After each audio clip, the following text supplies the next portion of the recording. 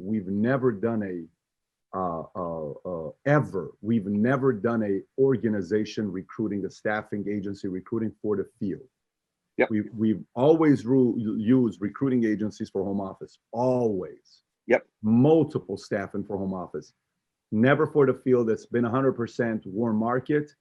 And that's worked very, very well for us. Now, obviously, you have to also know that we get a lot of leads that come through PHP's YouTube channel, or people see a video from me on Valuetainment, and then they say, what does this guy do? Oh my gosh, I've always wanted to get into insurance. And then boom, they send in information, and that goes out, and somehow, some way they get involved.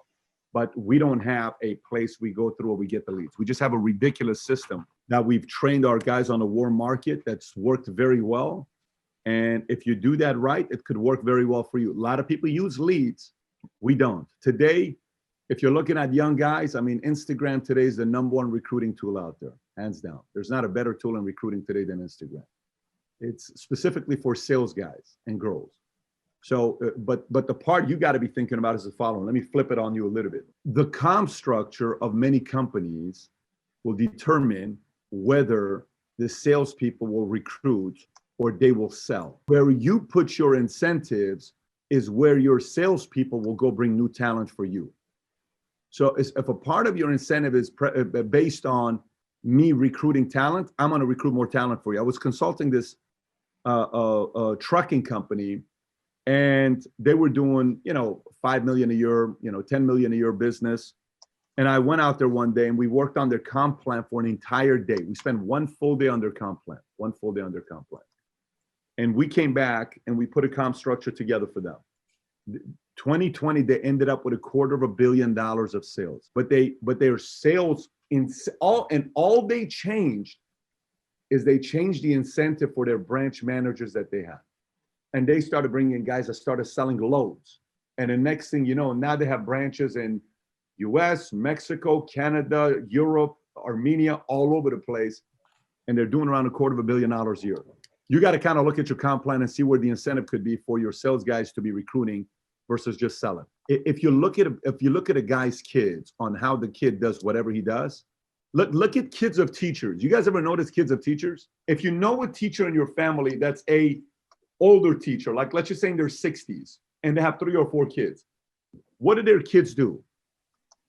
How many of their kids got a 4-year degree? Why? Because the teacher's #1 incentive in the family is to do what? Get good grades. Now you look at an entrepreneur's kids, what's the incentives? It's a very different incentive system. So whatever incentive you create, I guarantee you your kids are going to go after those incentives. Your sales guys are going to go through those incentives. So test your incentive system. I changed my comp structure probably 50 times in the first 24 months. Finally, I hit a sweet spot. And then I just said, oh my gosh, this one's going to take off. And then it took off. I just had a meeting with my guys and I announced to them on the first, my announcement was top 30 performers in a company for 21st to 30th place. I'm getting everybody a cash Corvette C8. I buy it for them. 11th through the 20th, I get them a Porsche 911 and I fly them out to Germany to go pick out the Porsche. 2nd to 10th place, I'm getting everybody a cash brand new Ferrari Portofino.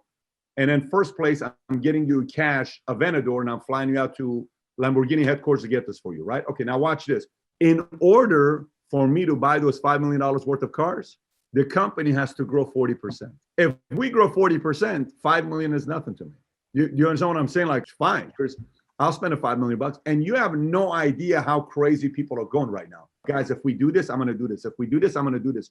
So there's a relationship where one of the most important trainings I ever did for my company is the following. I said, let's talk about, here's how it opened up. And this is something all of you guys can do. I said, it was a 4-hour session I had with my guys. I sat them in my room in Woodland Hills. And I said, guys, I want you here long-term. And I want you to give your best. But before I give you that, what is your expectation of me? What do you expect from me as a CEO? And at first they start very soft, like small stuff. Well, we would like this from you. Okay, great. We would like you to be responsible financially. Okay, great. We would like this, or we would like you to add millions in the comp one day. I'm like, okay. So they said, we would like you, we would like you, we would like you, we would like that. And then it got bigger, which was great because it set me up for what? I said, perfect. In order for me to be able to give this from you, is it fair to say that I should have some expectations of you as well? Yes. I said, I got a PowerPoint prepared of what I expect from you in order for you to get what you get. And this can be a very simple relationship together. Let me go through it with you. Boom, boom, boom. 2-hour PowerPoint I went through on exactly what I expected from them.